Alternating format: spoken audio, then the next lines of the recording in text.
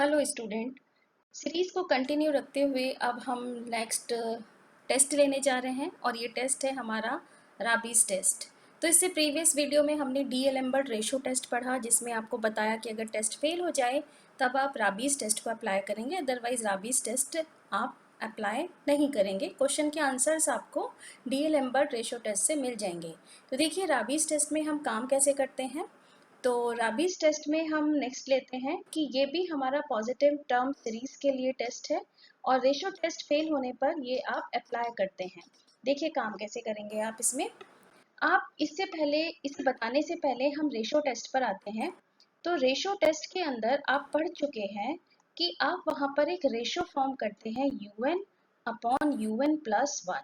ये आप already ratio test में कर चुके होंगे इतना काम UN ओवर UN प्लस 1। अब जब आप ये टेस्ट फेल हो रहा है, और ये टेस्ट फेल कब हो रहा था, जब इसकी लिमिट जो आपने ली limit n tending to infinity, ये लिमिट अगर आपको 1 मिल गई तब आप कह रहे थे कि ये टेस्ट फेल है। अब इस टेस्ट के फेल होने पर हमने राबीज टेस्ट अप्लाई किया। तो हम देखिए ऑलरेडी इतना काम तो पहले से कर चुके होंगे रेशो टेस्ट के अंदर। ऑलरेडी ये काम हमने पहले परफॉर्म कर लिया। अब हमें क्योंकि टेस्ट फेल हो गया जाना है राबीज टेस्ट पे, तो हम नेक्स्ट स्टेप में क्या करेंगे, हम नेक्स्ट स्टेप में काम करेंगे कि UN अपॉन UN प्लस 1 जो हम ऑलरेडी रेशो टेस्ट में निकाल चुके हैं, वहां पर हम -1 कर कर इस ब्रैकेट को सिंप्लीफाई करेंगे। मीनिंग इसका एलसीएम ले लेंगे और इसको सिंप्लीफाई करेंगे तो हमें कुछ ना कुछ एक्सप्रेशन मिलेगा। अब जो भी आपको आंसर मिलेगा, आप नेक्स्ट स्टेप में उस आंसर में n से मल्टीप्लाई कर लेना, UN upon UN plus 1 minus 1। तो पहले स्टेप में तो आप इतना पार्ट फाइंड आउट करो, this is step number 1 Raabe's test के लिए। जो एक्सप्रेशन आए उसके अंदर n से मल्टीप्लाई कर दो। अब जो भी आपके पास बना उसमें लिमिट आप अप्लाई कर दो। तो यही लिखा है limit n tending to infinity and UN upon UN plus 1 minus 1। अब इसकी कुछ ना कुछ लिमिट आएगी, जिस लिमिट को हमने लेट किया है k। अब हमारे आंसर इस लिमिट पर डिपेंड है। तो आंसर्स वही है जो हमने रेशो टेस्ट में पढ़े कि अगर ये लिमिट आपको ग्रेटर देन 1 मिल जाए तो आपका आंसर कन्वर्जेंट, और अगर ये लिमिट आपको लेस देन 1 मिल जाए तो डाइवर्जेंट, और अगर यहाँ पर भी ये लिमिट 1 आ जाए देन टेस्ट फेल। तो बस इतना सा काम करना है। रेशियो टेस्ट में जो काम कर चुके हैं उसी काम को आगे बढ़ाना है। तो बस इतना याद रखें, पहले स्टेप में UN upon UN plus 1 minus 1 simplify करें, और नेक्स्ट स्टेप में जो ये आंसर बना स्टेप 1 का उसमें n से मल्टीप्लाई कर लें, दिस इज स्टेप नंबर 2, और देन लिमिट अप्लाई कर लें। तो चलिए इसके बेस पर हम क्वेश्चन लेते हैं, तो आपको ये मेथड और क्लियर होगा। Test convergence of this series. अब हम जब यहाँ इस सीरीज पे काम कर रहे हैं तो हम देखेंगे कि यहाँ कौन सा पैटर्न फॉलो होता है। तो यहाँ पर अगर हम एक पैटर्न आइडेंटिफाई करें तो सबसे पहले हम x की पावर में देखें, x की पावर 1 2 3। नेक्स्ट एक पैटर्न देखते हैं कि फर्स्ट टर्म में यहाँ 1 है, नेक्स्ट टर्म में 1 में अब 3 भी मल्टीप्लाई हुआ, नेक्स्ट टर्म पर जब आप गए तो 1 इंटू 3 तो है ही प्रीवियस टर्म का, इसमें एक फैक्टर और मल्टीप्लाई हो गया 5। तो अगर मैं आपसे पूछूं इसकी नेक्स्ट टर्म क्या होगी, तो आप कहेंगे देखिए सीरीज तो 1 से स्टार्ट है, तो 1 3 5 तो आपको प्रीवियस टर्म का ही मिला। अब नेक्स्ट टर्म में यहाँ एक फैक्टर और मल्टीप्लाई हो जाएगा 7 एंड डिवाइडेड बाय। इसी तरीके से अगर हम यहाँ देखें तो इस टर्म में यहाँ 2 से मल्टीप्लाई है, जब आप नेक्स्ट टर्म में गए तो 2 में 4 मल्टीप्लाई हो गया, जब आप नेक्स्ट टर्म में गए तो 2 इंटू 4 जो प्रीवियस टर्म का था वो तो एज इट इज यहाँ आया, इसमें एक फैक्टर और मल्टीप्लाई हो गया 6। अगर हम नेक्स्ट टर्म में जाएं तो इस प्रीवियस टर्म का 2 4 6 एज इट इज रहेगा, ये आगे तक प्रोसीड होगा और इसमें एक फैक्टर और मल्टीप्लाई हो जाएगा 8। इसी तरह अगर हम x की पावर लें तो यहाँ x की पावर आ जाएगी 4। तो एक पैटर्न फॉलो हो रहा है, एक सीरीज तो बन रही है 1 3 5 7, एक सीरीज बन रही है 2 4 6 8, और जब हम नेक्स्ट टर्म में जा रहे हैं तो प्रीवियस सीरीज कंप्लीटली आ रही है और उसमें एक नेक्स्ट फैक्टर मल्टीप्लाई हो रहा है अप टू 16। तो जब हम इस पैटर्न को आइडेंटिफाई कर रहे हैं तो इस 1 का कोई रोल नहीं है, तो इसीलिए जब हम यहाँ इसका सॉल्यूशन ले रहे हैं तो हम पहले लिख रहे हैं लीविंग फर्स्ट टर्म, क्योंकि इससे पहले भी बताया है कि अगर हम किसी सीरीज में कुछ टर्म्स का एडिशन कर दें या कुछ टर्म्स सीरीज से डिलीट कर दें तो उसका इफेक्ट हमारे कन्वर्जेंस या डाइवर्जेंस पर नहीं आता। So leaving first term, first term को छोड़ते हुए हम यहाँ इसका पैटर्न लिखते हैं, दिस इज यू एन। अब सबसे पहले हम x की बात करते हैं, तो सेकेंड टर्म से पैटर्न ले रहे हैं, तो x की पावर 1, देन 2 3 4, 1 2 3 4, तो पैटर्न को हमने लिख लिया, दिस इज 1 2 3 4 का पैटर्न है। तो ये आ गया a plus n minus 1 into D is 1, तो वैल्यू आ गई n, so x raise to the power n। अब आते हैं, हमारे पास एक सीरीज फॉलो हो रही है 1 3 5 7। तो ये सीरीज जब भी आप कोई टर्म लिख रहे हैं तो हमेशा हर टर्म की स्टार्टिंग 1 3 5 7 अप टू कहाँ तक जाएगा, nth में हमने देखना है।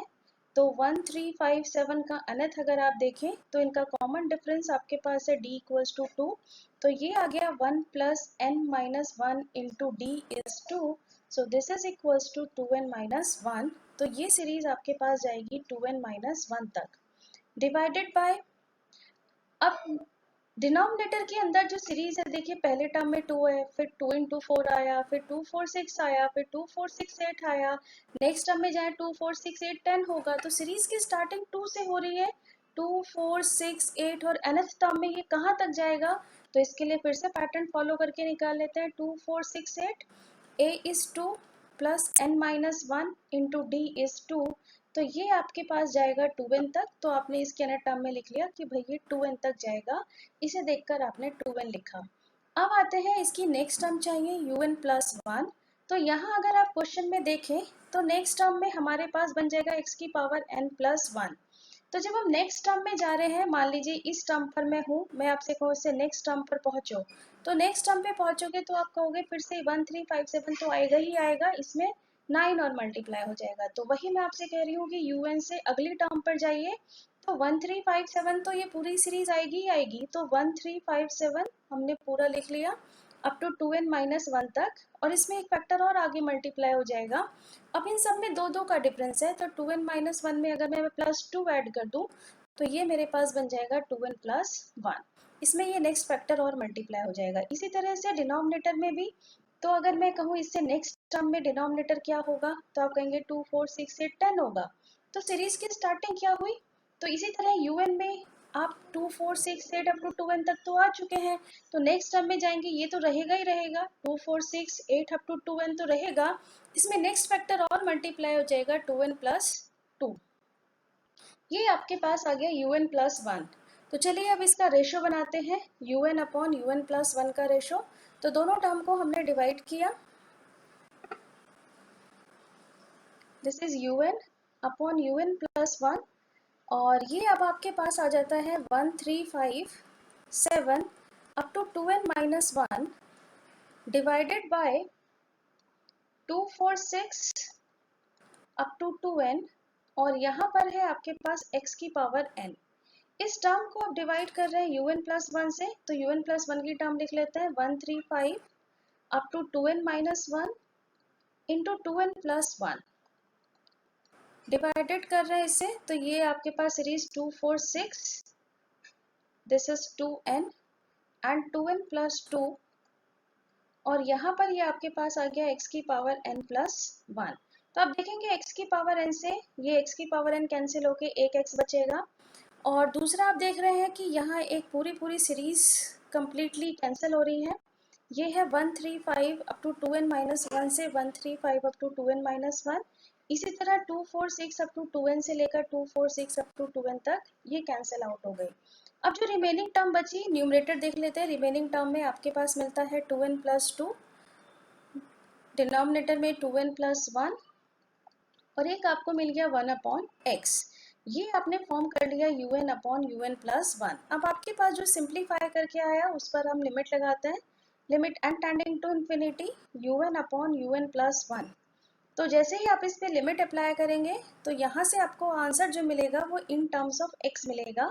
तो देखिए ये आपने लिखा 2n plus 2 upon 2n plus 1 into 1 upon x, n common लेते हुए आपने इस पे लिमिट अप्लाई करी, limit n tending to infinity, n आपने कॉमन लिया 2 प्लस 2 बाई n, और इसी तरीके से आपने यहाँ से भी n कॉमन लिया, तो ये बचा 2 plus 1 by n into 1 by x, आप देखेंगे n से n ये कैंसिल हो गया, और ये जो लिमिट बची 2 अपॉन 2 1 अपॉन x, ये लिमिट आ गई 1 अपॉन x।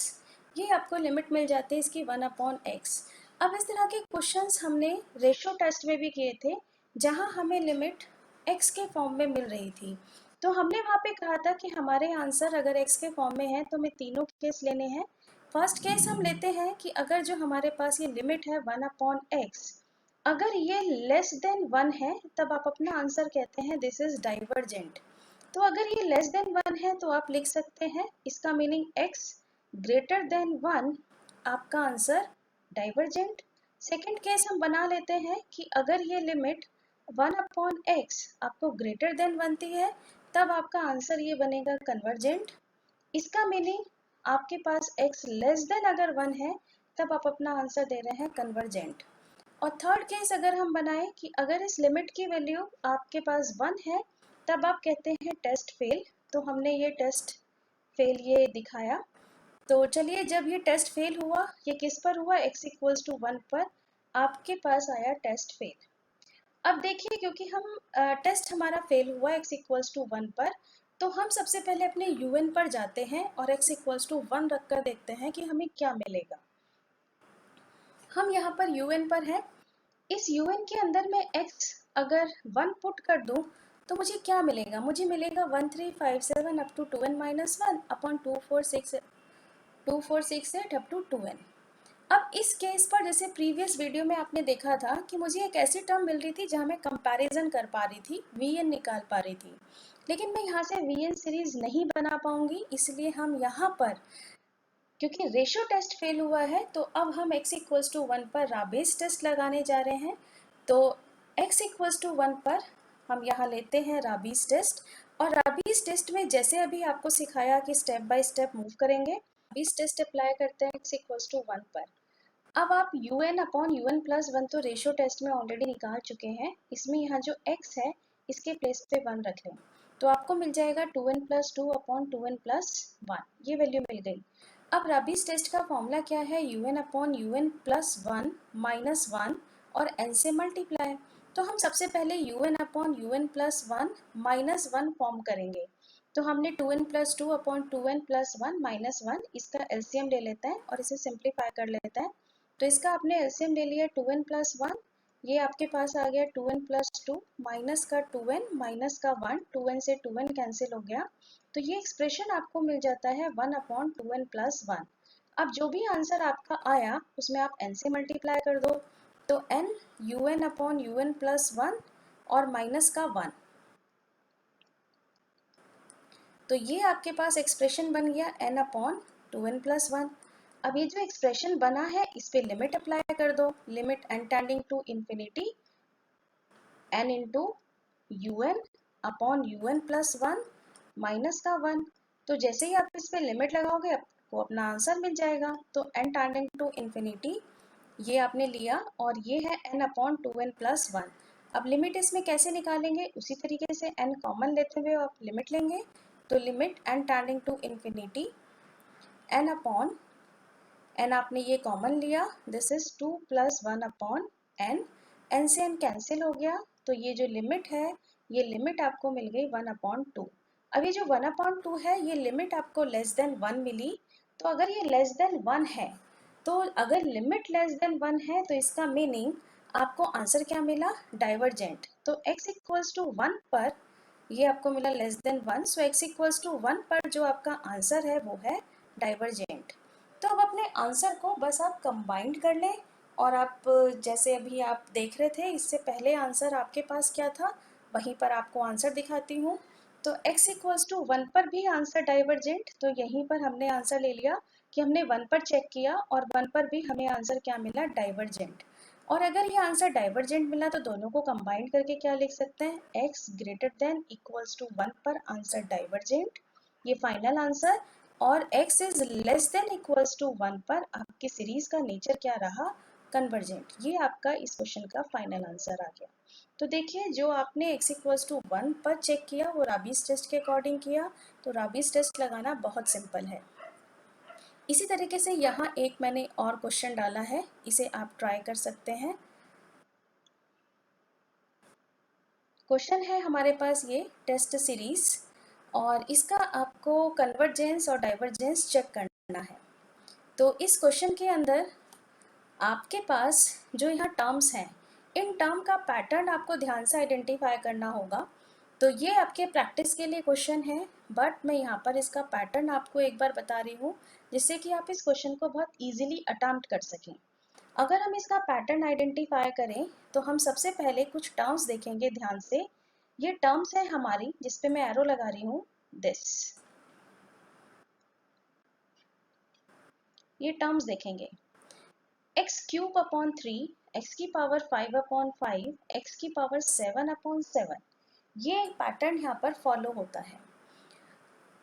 फर्स्ट टर्म में, अभी हम फर्स्ट टर्म की बात नहीं कर रहे हैं, लेकिन आपको ये एक्स की पावर 3 अपॉन 3, एक्स की पावर 5 अपॉन 5, एक्स की पावर 7 अपॉन 7, नेक्स्ट आ जाएगा एक्स की पावर 9 अपॉन 9। ये एक पैटर्न चल रहा है। दूसरा पैटर्न आप देखें, सेकेंड टर्म से देख रहे हैं।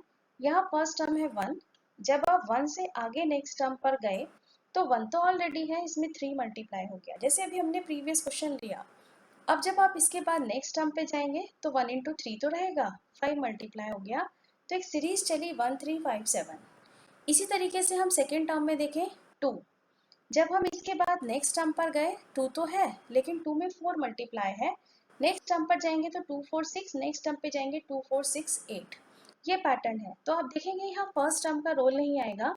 एक तो आप यहाँ पर लीव कर रहे हैं, क्वेश्चन आप खुद करेंगे, लीव कर रहे हैं फर्स्ट टर्म। ये फर्स्ट टर्म जैसे ही लीव करेंगे, अब आप तो देखिए un लिखेंगे और सबसे पहले हम x की पावर में लिखेंगे कि x की पावर में क्या पैटर्न फॉलो हुआ। तो जो पैटर्न फॉलो हुआ वो है 3 5 7। ये रहा आपके पास पैटर्न 3 5 7, जिसकी nth टर्म आ गई 2n प्लस 1। तो ये आपके पास आ गया 2n प्लस 1 डिवाइडेड बाय जो ऊपर पावर है सेम वही यहाँ रखा है, दिस इज 2n प्लस 1। अब इससे पहले एक सीरीज फॉलो हो रही है, तो जितनी भी टर्म्स आपके पास स्टार्ट हो रही हैं वो 1 से स्टार्ट है। तो एक पैटर्न चल रहा है 1 3 5। अब ये जाएगा कहाँ तक, तो 1 3 5 का भी आपने nth निकाल लिया, ये आपको मिल गया 2n माइनस 1।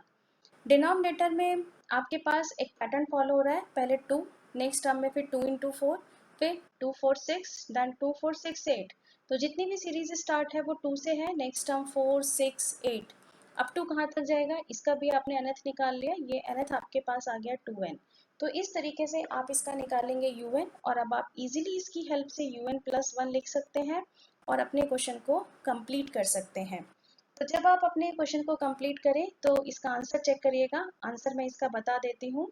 इस क्वेश्चन का जो आंसर आपको मिलेगा वो मिलेगा x square is less than equals to 1 पर कन्वर्जेंट, और next x square is greater than 1 पर इस क्वेश्चन का आपको आंसर मिलेगा डाइवर्जेंट। तो क्वेश्चन को कंप्लीट करें, और बहुत इजी है राबीज टेस्ट अप्लाई करना। तो आई थिंक आपको राबीज टेस्ट कैसे अप्लाई करना है ये क्लियर हो गया होगा। Thank you so much.